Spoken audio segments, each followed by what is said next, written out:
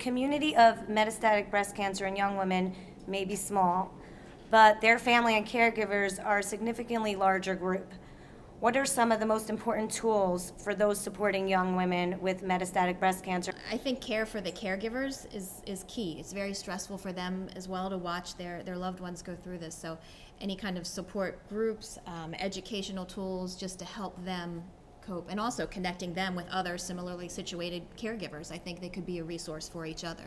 They also do need to get educated so that the young woman herself is not carrying this burden of educating everyone in her network constantly, so that they can help with that, so she doesn't shut down, so she doesn't feel isolated by people's expectations.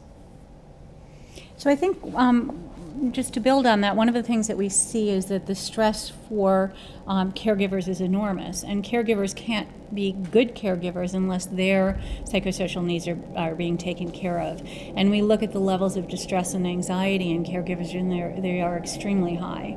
I think the other thing that's very important is to make sure that there is an ability to have a conversation around options and values and goals, and for that to be, sometimes people have a different idea of what they want for themselves than a family member wants for them, and we see that over and over again. And it's very important to be able to be open and have an open and honest conversation about what each of your goals are and how that feeds into what you're doing in terms of recommendations for the other person or the person who's impacted. Both people are families and the person who's living with a diagnosis. You know, we spend a great deal of resources on children and on legacy planning, and I think those are really, really hard conversations to have with survivors. But you know, when the families come back, when the kids come back and talk, these are incredibly important components of the care plan. In terms of the tools, you know, some of the organizations represented on this very panel have great resources for family members and caregivers. I know Sharsheret has a busy box which has materials for young children and helps parents educate young children about breast cancer. We have a family focus program for family members who have questions about caregiving.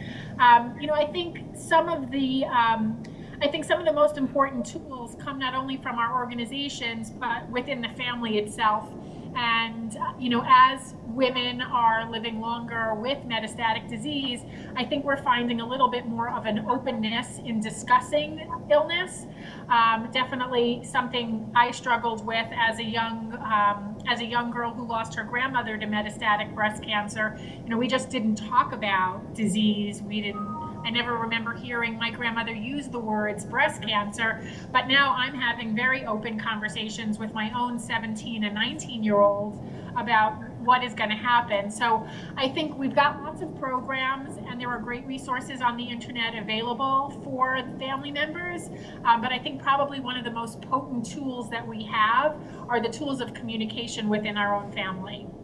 As someone with metastatic breast cancer, I rely on my support system and my caregivers, and if they can't be there for me, then, you know, that goes back to that whole feeling of loneliness and who's going to take care of me. And, you know, my mom is my main caregiver, and there are times where she's like, oh, I think I'm getting sick, or I feel this, and I'm just like, go to the doctor, don't get sick, because I need you to take me to the doctor, and I need you to do this for me. So, and education, yeah, I've told my family and friends, I send them links all the time to all of the organizations that are represented here. And I just said, you know, I want them, it goes back to what I said about understanding. I want them to be able to ask me questions, and if they don't feel comfortable asking me, then ask any of these organizations. There's answers out there, and they just need to educate themselves and be ready and willing to, you know, step up.